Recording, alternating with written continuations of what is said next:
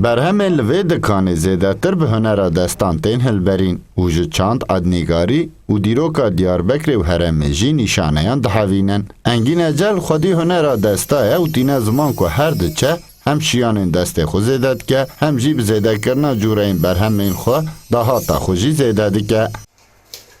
Engîn Ecel balê dikşîne ku her berhemekî hunera desta xwedî çîrok û kevneşopiyekî ye û hemû berhemên hunera destan ji berdewamiya nîşaneyên civak û coğrafyayê ne. Ecel tîne ziman ku hemû berhem ji aliyê müşteriyan ve têkirîn. Lê herî zêde lembeyên ku ji kundiran tên çêkirin bala müşteriyên wî dikşîne. Wî jî li vê dikanê hem berhemên ku ew bi xwe çêdike, hem jî yên ku nas û xizmên wî çê dikin difroşe û bi hunera destê xwe dahata xwe bi dest vetînin. Sus qabağı yani zer dibêjin kundirê cila berê millet pê cila çêdike ya jî pê dimsê li hev dixistin. Wan kundira ana bûyê sus qabağı yani wan dinaxşînin bi morîka dinaxşînin û dikin lambe li mala yani tê amadekirin tê xulamişkirin. Ana talep jî heye me sala çûnê me wekayê pêncî hebî me hanî dikana xwe navîna heftekî ez bêjim qediya talep kî heye înşallah em ê ana zêde bikin kundirê xwe û em helmel özellik jêr dibêjin em ana çê dikin desta wana jî xweşka min ciya min çê dikin em jî çê dikin ew jî talep heye ew jî millet distînin yani mere desta hem pê wext derbas be hem jî ew mere pê îdara mala xwe dikin ji berê havî em jî pê kêfxweş dibin û însanê distînin jî kêfxweş dibin.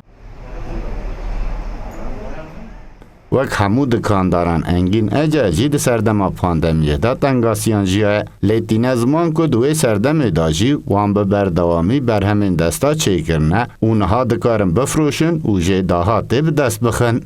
Welatî û geştyarên ku tên berhem dikirin jî balê dikşînin ku her berhemekî ji ber bi desta hatine çêkirin wek fabrîkasyon nînin û xwerûne. Loma jî hem wek nîşaneyeka bajir hem jî wek xemleka mala xwe dixwazin wan bikirin.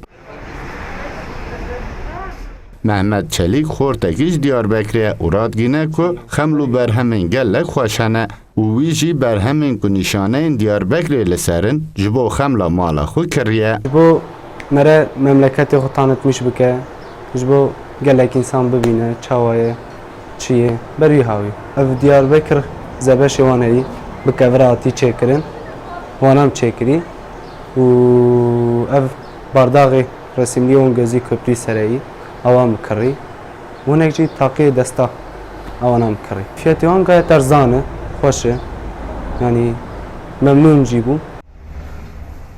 Welatî û geştyarên ku ji dervayê bajêr hatine jî tînin ziman ku berhemên hunera destan ji bo ciyên ku lê digerin wek nîşane bi xwe re bibin gelek girîngin. Mihemed Albayrak ji Semsûrê hatiye û ji bo keça xwe diyarî dikire. Sevgi Özdemir û Yeşim Kaya jî wek geştyar ji Samsunê hatine. Şöyle seyahatimizin ilk günü zaten bugün. Buradan başladık. Önce Ji bo sê rojan derketin geçtê. Li Diyarbekirê roja me ya yekem e. Me xwest tiştên ku nîşaneyên ji Diyarbekirê li ser bin bo xwe bikirin û gelek ciyên xweş yên ji bo geşt û gerê hene bigerin û pişt re jî em ê vegerin. Ez bi hevalê xwe ve hatin Diyarbekirê em bigerin. Em Adıyamanê hatin bira.